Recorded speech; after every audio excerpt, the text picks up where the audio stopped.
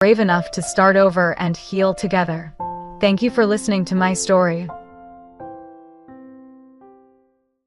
My name is Emily Harper and I'm 34 years old. Last month, my husband Daniel was killed in a car accident in Seattle, hit by a drunk driver while crossing the street to a job site. I was shaking, barely able to breathe when I called my parents, hoping for their comfort, but my mom's voice was clipped, distracted. "We're in the middle of Ava's big gala for her promotion," she said. "Can you handle this until tomorrow?" My 9-year-old daughter Chloe and I sat alone that night, clinging to Daniel's jacket, our world in pieces.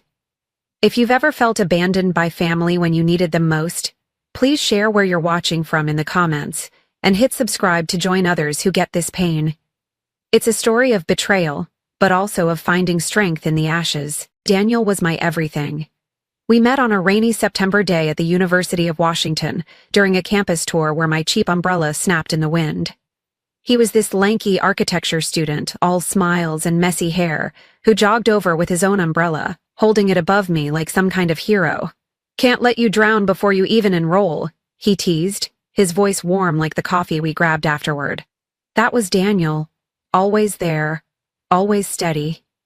We spent hours that day talking about art, music, and dreams of building something lasting.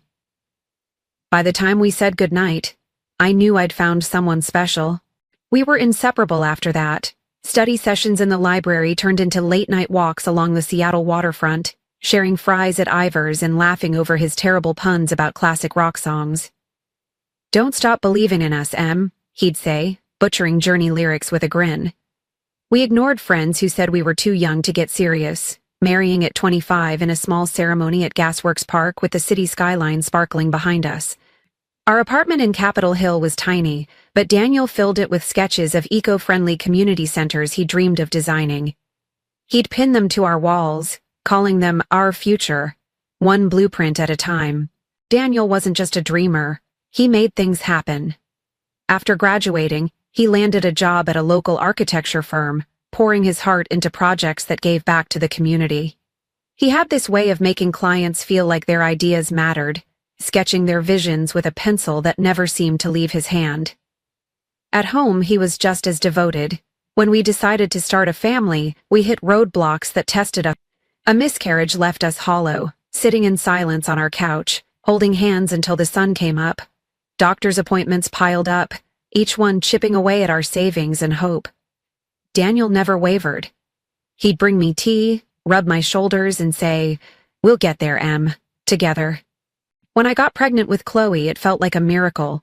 The pregnancy was rough. I was on bed rest for the last 3 months, terrified we'd lose her. Daniel worked from home, sketching designs at our kitchen table while making me laugh with stories about his college days. He'd read architecture books to my belly, joking that Chloe would be born with a T-square in her hand. When she arrived, tiny and perfect, Daniel cried harder than I did, holding her like she was the most precious blueprint he'd ever drawn. For 9 years, we were a team.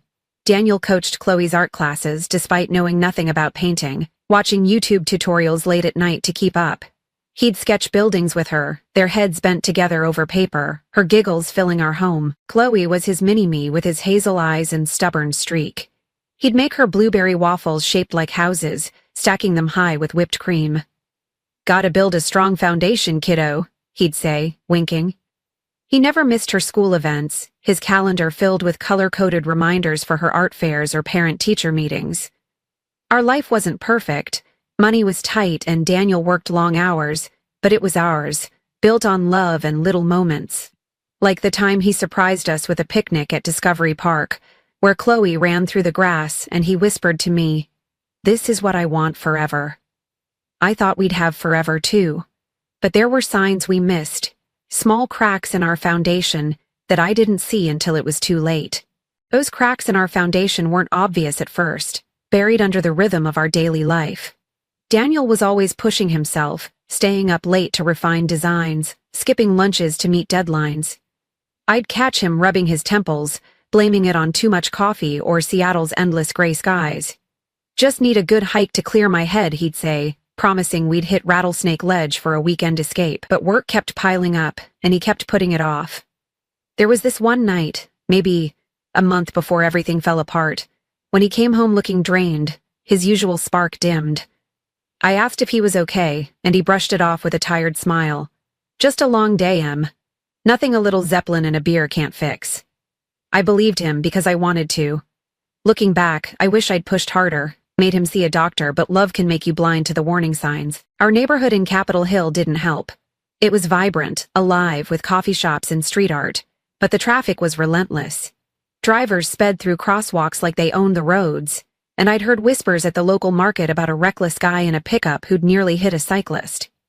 Daniel laughed it off when I worried, saying I'm too stubborn to let some idiot in a truck ruin my day. He'd always been like that. Fearless, almost too trusting in the world's goodness. I clung to that optimism, letting it drown out the unease creeping into my gut. Maybe that's why I didn't see the storm coming, not just for us, but from my own family. My parents, Richard and Margaret, were never the warm, fuzzy type. They ran a slick real estate firm in Bellevue, always chasing the next big deal, their lives a parade of open houses and client dinners. Growing up, I felt like an afterthought next to my sister Ava. She was their golden child, the one who could do no wrong. When I got straight A's, they'd nod and say, "That's expected, Emily." But when Ava dropped out of art school to chase a career in fashion, they threw her a party, calling her bold and visionary. I remember my 16th birthday, when they gave me a sensible sweater while Ava got a designer handbag she'd barely used. It wasn't about the gifts. It was the way their eyes lit up for her, never for me, as soaked it up, always the center of attention. Now a high-profitable fashion editor, she lived in a downtown loft, posting glamorous selfies from industry events. She'd breeze into family gatherings with stories of meeting designers in New York, while my parents hung on her every word. Meanwhile, Daniel and I were scraping by, pouring our savings into Chloe's future and Daniel's community project. My parents sent Chloe birthday cards with crisp $20 bills, but they rarely showed up for her school plays or art shows. "Too busy," they'd say, or "Ava's got an event we can't miss." Daniel would just squeeze my hand and whisper, "We're enough for Chloe, Em." And we were, until we weren't. Daniel tried to bridge the gap with them. He'd invite them to our place for dinner, grilling salmon and playing his classic rock playlist, hoping to win them over. They'd come, but it always felt like a favor. Margaret checking her watch, Richard asking Daniel about his firm's profits instead of his passion for sustainable design. Once, when Chloe was 6, she drew a picture of our family for them, including their names in wobbly crayon. They smiled politely, but left it on our table when they walked out. Daniel taped it to our fridge, saying, "They're lost, kiddo. You're an artist." That was the thing about Daniel. He saw the best in everyone, even when they didn't deserve it. I think he hoped my parents would come around, that they'd see what we'd built together, but deep down, I knew they never would, not until it was too late, and even then, not in the way we needed. That hope Daniel had for my parents, that they'd one day see us as more than a footnote to Ava's shining life, kept us going through the small slights and missed moments. But hope can't stop a speeding truck, and it can't rewrite the kind of loss that splits your life in two. The morning it happened started like any other Tuesday in our Capitol Hill apartment. Daniel was at the stove, flipping blueberry waffles into little house shapes for Chloe, humming Sweet Home Alabama off-key. Giggled, stacking whipped cream towers on her plate while I packed her lunch. Peanut butter sandwich, apple slices, a note saying, "Knock him dead at the art fair, kiddo." Daniel kissed us both goodbye, promising to meet us at Pike Place Market after work to pick out flowers for Chloe's school project. "Don't skimp on the daisies," he teased, ruffling her hair. Those were his last words to me, so ordinary they haunt me now. I was at my desk, managing invoices for an architecture firm downtown, when my phone rang at 11:15. I am Zena Daniel's coworker, her voice trembling so badly I could barely make out the words. "Emily, it's Daniel." He was crossing the street to a job site on Pine Street and a truck hit him. A drunk driver. The ambulance is taking him to Seattle General. My coffee mug slipped from my hand, shattering on the hardwood floor, the sound echoing like a gunshot in my memory. I don't remember grabbing my keys or running to my car. I just remember the drive, weaving through Seattle's traffic, my hands shaking on the wheel as I whispered desperate prayers. "Please, let him be okay. Please." The city blurred past rain-slicked streets, the Space Needle looming in the distance. But all I could see was Daniel's smile, his hazel eyes crinkling at the corners. At Seattle General, the emergency room was a chaos of beeping monitors and hushed voices. A nurse led me to a curtained bay, and there he was, Daniel lying still, his hands calloused from drafting, his face peaceful but wrong, too still. The doctor's words cut through the fog. Massive internal trauma, pronounced dead at 11:52 a.m. I was too late. Minutes too late. I touch his face, still warm, expecting him to wake up, to laugh and say, "Got you, Em," but his chest didn't rise and the silence was louder than anything I'd ever known. I stood there, frozen, as nurses moved around me, their pitying glances like needles. Paperwork followed, forms for the coroner, questions about organ donation I couldn't process. All I could think was how I'd tell Chloe her daddy, her waffle-making, sketch-sharing daddy, was gone forever. Driving home to pick her up from school felt like moving through quicksand. Chloe climbed into the car, her backpack slung over one shoulder, her face bright with stories about her art fair. "Mom, where's Daddy? He said he'd come see my painting." Her voice, so full of trust, broke something inside me. I pulled over on a quiet street, the Seattle rain tapping the windshield like a heartbeat. Taking her small hands in mine, I forced the words out. "Chloe, something terrible happened. Daddy was in an accident today. A truck hit him, and..." His heart stopped. "The doctors couldn't fix it. He's gone." Her hazel eyes, so like Daniel's, searched mine, confused. "But he promised," she whispered. Then she asked, "Does that mean Daddy's never coming home?" I nodded, my throat too tight to speak, and she collapsed into my arms, her sobs shaking her tiny frame. "I want Daddy," she wailed, and I held her, crying with her, as cars passed by, oblivious to our shattered world. That night, after Chloe fell asleep clutching Daniel's jacket, I sat on the bathroom floor, door locked so she wouldn't hear me break. The grief was physical, a fist in my chest, stealing my breath. I needed my parents, needed someone to tell me how to survive this. With shaking hands, I dialed their number, hoping they'd know what to do, hoping they'd come running like Daniel's parents had promised to. But when my mom answered, I heard laughter and clinking glasses in the background, the sound of Ava's Gala in full swing. "Emily, we're in the middle of something," she said, her voice sharp. "Can this wait?" I choked out the truth. "Daniel's dead, Mom, a drunk driver, he's gone." And I waited, expecting her to cry, to say they were on their way. Instead, there was a pause, a muffled whisper as she covered the phone. Then she said, "Oh, honey, that's awful. Are you sure? We'll come by tomorrow when the party's over. Ava's worked so hard for this." I hung up, the phone slipping from my hand, my heart breaking all over again. That phone call to my parents felt like a second death, their dismissal cutting deeper than I thought possible. I sat there in the dark, the Seattle rain drumming against the windows, wondering how the people who raised me could prioritize Ava's Gala over our grief. Chloe slept fitfully in my bed, Daniel's jacket still clutched in her small hands, and I realized we were truly alone. The next few days blurred into a haze of funeral plans and paperwork, each task a reminder of what we'd lost. I chose a simple cremation, knowing Daniel would have hated anything flashy, and picked his favorite navy suit for the memorial, the one he wore when we danced at our wedding. Friends rallied around us. Our neighbor Sarah brought casseroles. Mia from Daniel's firm helped with calls, but my family's absence was a gaping wound. Daniel's parents, Tom and Susan, flew in from Portland the moment they heard, their faces etched with a grief that mirrored ours. His sister Lauren caught a red-eye from Denver, arriving with red-rimmed eyes and a bag of Chloe's favorite art supplies to keep her busy. They sat with us, sharing stories of Daniel's childhood, how he'd build forts from cardboard boxes, dreaming of being an architect even then.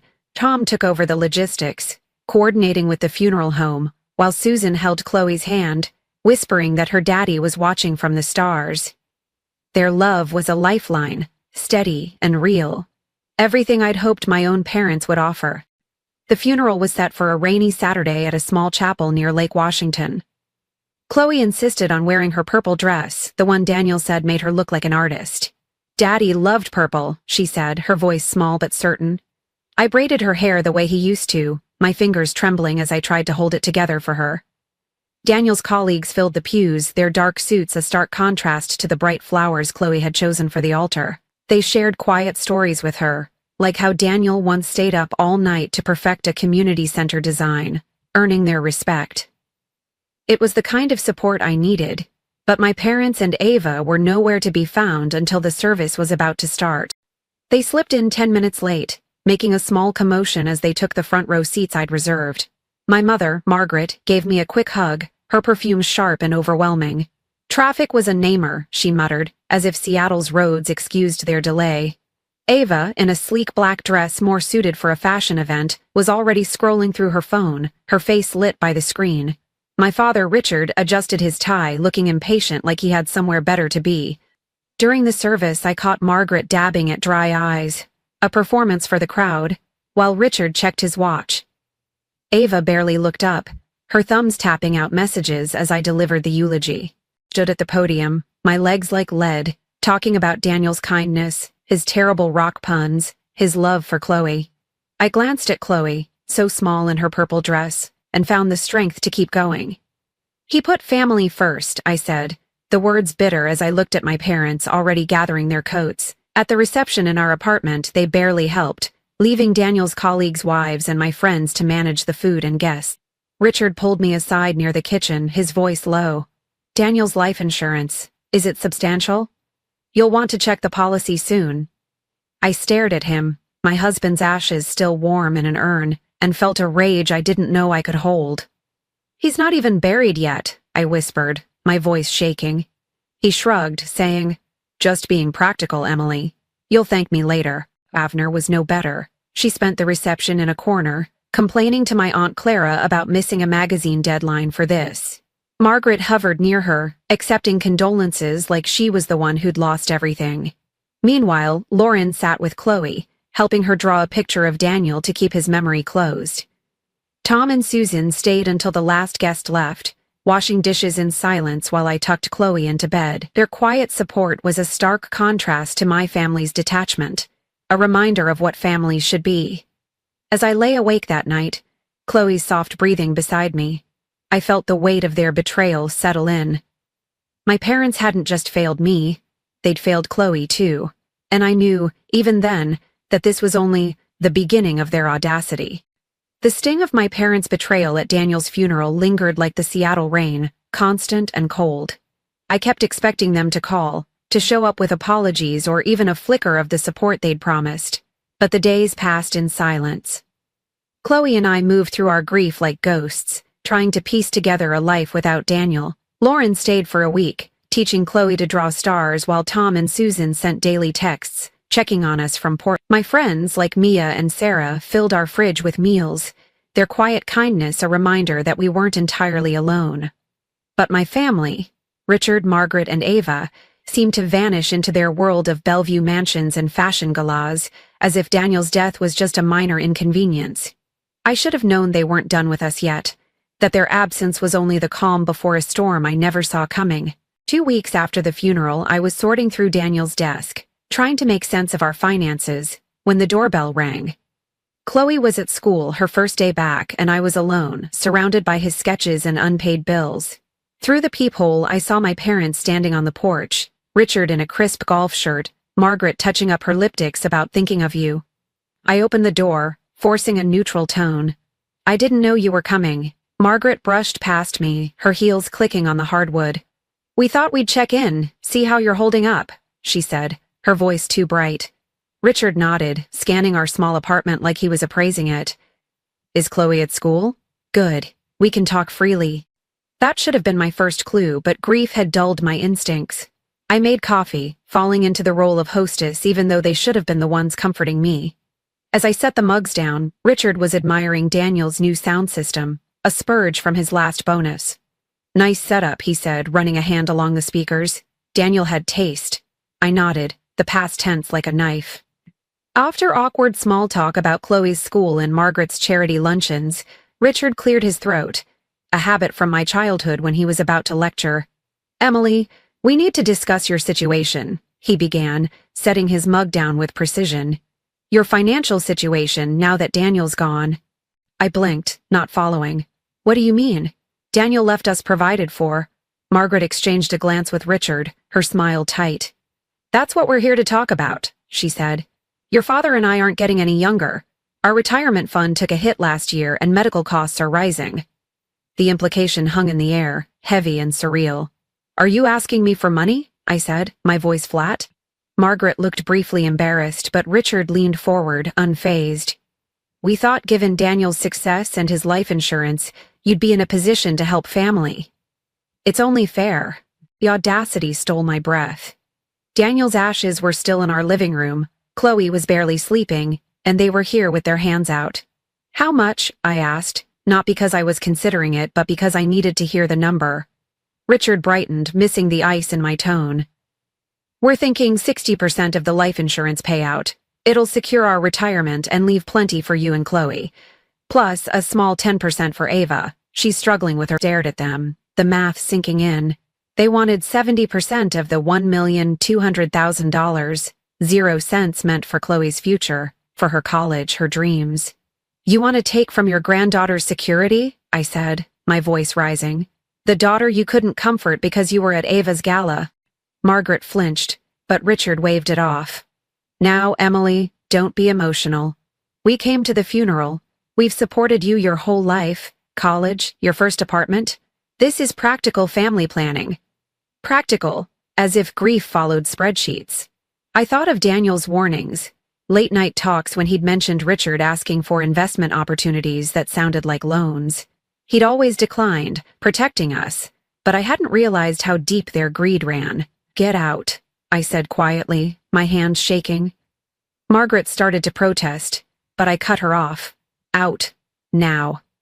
They left, muttering about my ingratitude, but the real blow was yet to come. A week later, my phone buzzed with a voicemail from Richard, his tone formal, like he was closing a real estate deal. Emily, we need a family meeting at our house in Bellevue, Sunday at 2:00. Bring Chloe. This concerns everyone. I played it twice, the nerve of involving Chloe making my blood boil, but something in me knew this wasn't over. Never. I called Lauren, who was back in Denver, and she was livid. They're vultures, she said. Daniel would have lost it. She was right, but I felt a strange resolve. If they wanted a fight, I'd face them, for Chloe, for Daniel. Sunday was coming, and I had no idea what Chloe was planning, clutching that manila envelope she wouldn't let me see. The drive to my parents' Bellevue mansion that Sunday felt like heading into a storm. Chloe sat beside me, unusually quiet, her manila envelope clutched tight against her purple sweater. I'd asked her what was inside, but she only said, "It's for Daddy, Mom. You'll see." Her determination, so like Daniel's when he faced a tough client, both worried and steadied me. Seattle's skyline faded behind us as we crossed Lake Washington, the rain giving way to a rare glimpse of sun. I wanted to believe my parents might surprise me, that they'd apologize for their greed and show up for Chloe the way grandparents should. But deep down, I knew better. Richard's voicemail had been too calculated, and the cars parked in their driveway, my Aunt Clara's sedan, Uncle David's SUV, told me this wasn't a family meeting. It was an ambush. We walked through the polished oak doors of their sprawling home, the same place I'd grown up feeling like a guest. Margaret greeted us with a practiced smile, her dress more suited for a boardroom than a family gathering. "Emily, Chloe, come in. Everyone's in the living room." The familiar hallway, lined with photos of Ava's achievements, felt suffocating. In the living room, Richard sat in his leather recliner like a king on a throne. Ava perched on the sofa's arm, scrolling through her phone. Aunt Clara and Uncle David sat stiffly, their faces unreadable, while my cousin Lisa hovered near the window, avoiding my eyes. The air was thick with expectation, and I kept Chloe close, her small hand warm in mine. "Thank you for coming," Richard said, his voice clipped, like he was addressing a client. "We have serious matters to discuss." I stayed standing, Chloe beside me, and cut to the chase. "If this is about the insurance money, you can say it in front of Chloe. She deserves to know what's happening." Margaret frowned, her lips pursing. "Emily, this isn't appropriate for a child." I held her gaze. "If it's not appropriate for her to hear, it's not appropriate for you to ask. This is about her future." Richard cleared his throat, undeterred. "Fine, let's be direct. Your mother and I have supported you your entire life. College tuition, your first apartment. Given the substantial windfall from Daniel's passing, it's only fair you help the family." He slid a printed document across the coffee table, a spreadsheet detailing their demands. 60% of the $1,200,000, 0 cents life insurance for their retirement, 10% for Ava's business ventures. Ava glanced up, her smile smug, as if Daniel's death was her lottery win. You want 70% of the money meant for Chloe's future? I said, my voice steady despite the rage boiling inside. Money Daniel earned for us? Margaret leaned forward, her tone patronizing. Family takes care of family, Emily. We're not asking for everything. You'll still have plenty. I laughed, bitter and sharp.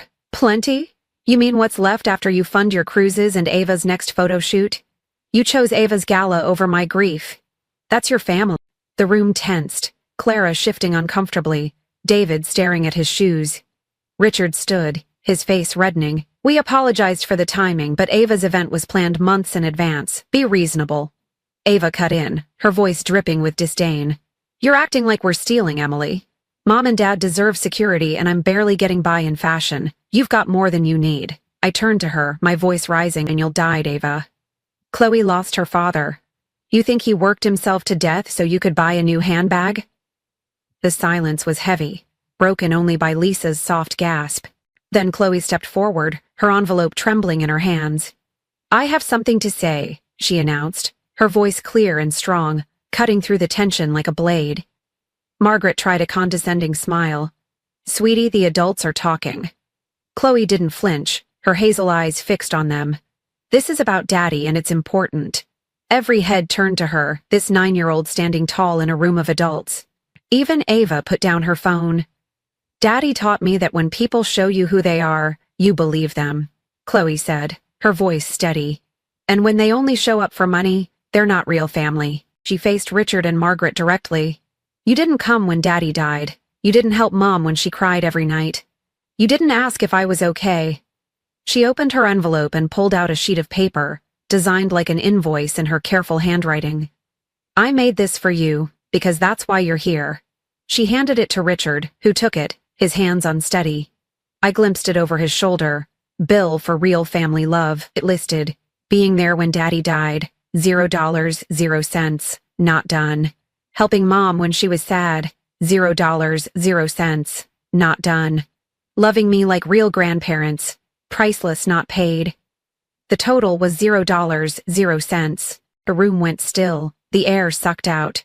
Richard's face froze, the paper shaking in his hands. Margaret's eyes welled up, her composure crumbling. Ava stared at Chloe, her smugness gone. Clara whispered, "Oh God," her hand over her mouth. Chloe's voice didn't waver. "That's what you earned." I took her hand, pride and sorrow swelling in my chest. "We're done here," I said quietly.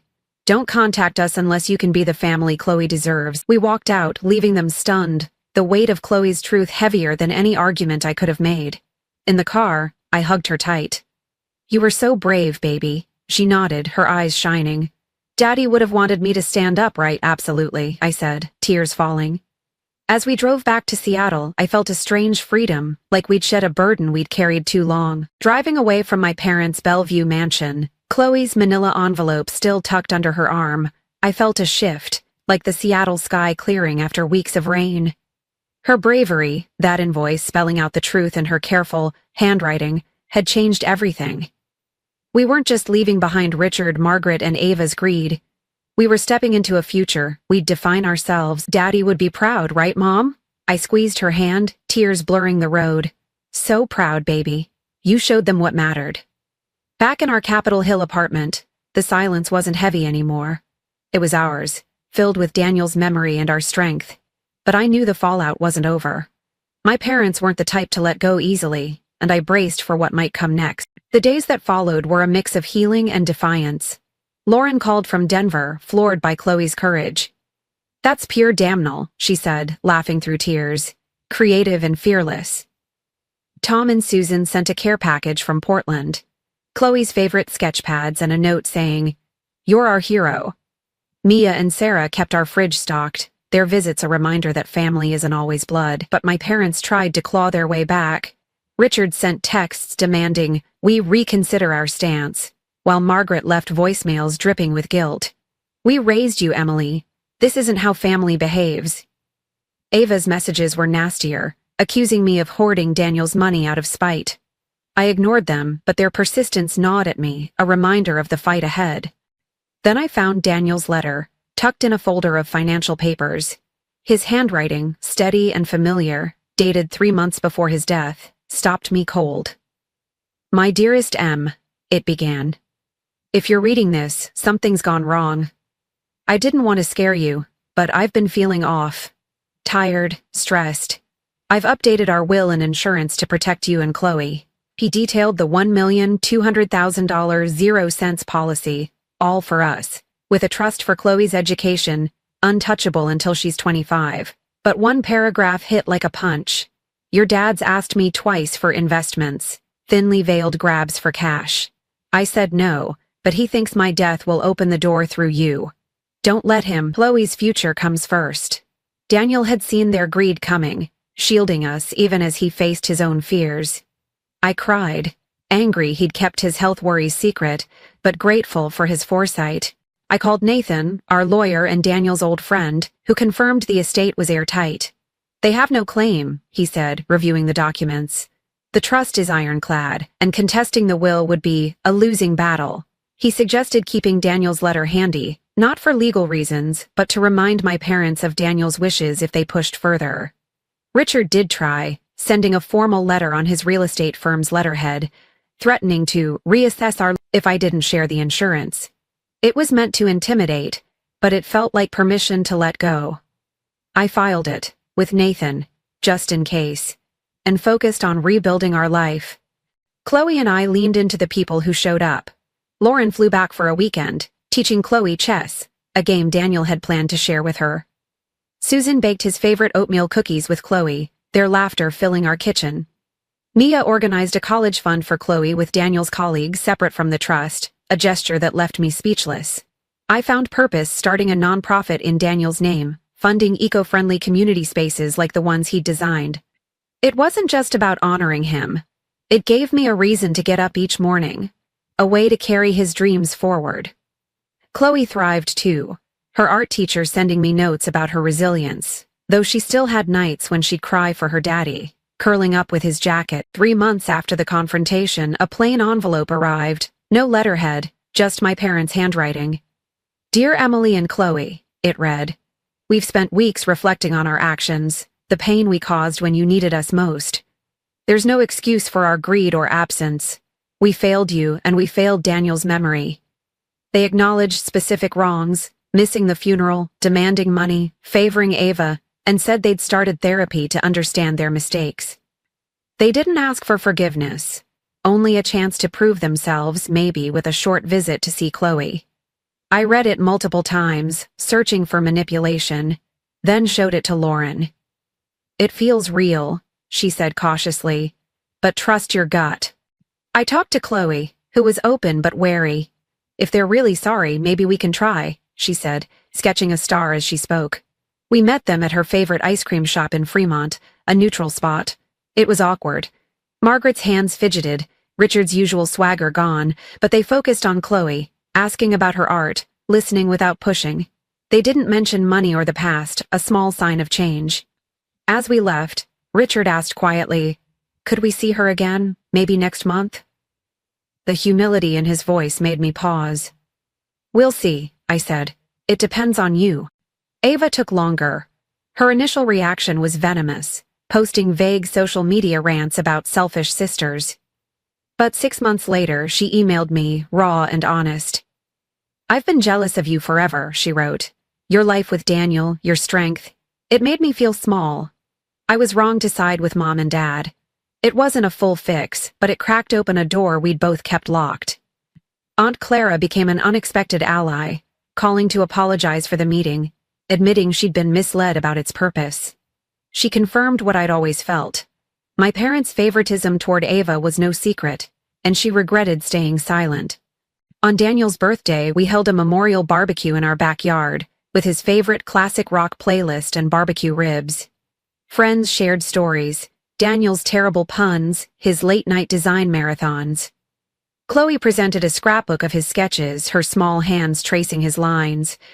My parents weren't invited, a boundary I needed, but Chloe tugged my sleeve as the sun set, Mom, if Grandma and Grandpa keep trying, can we invite them next time?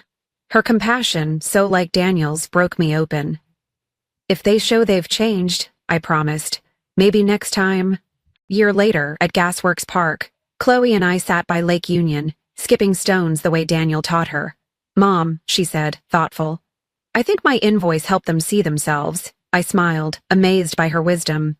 Daddy said people need to see clearly to change. I pulled her close. He'd be so proud of us, baby. Losing Daniel showed me who family really is. Lauren, Tom, Susan, Mia. Not just blood, but love that shows up. If you've ever had to redraw the lines of family, share your story below. Like and subscribe if this resonated. And remember, protecting yourself isn't selfish. It's how you honor the ones you love.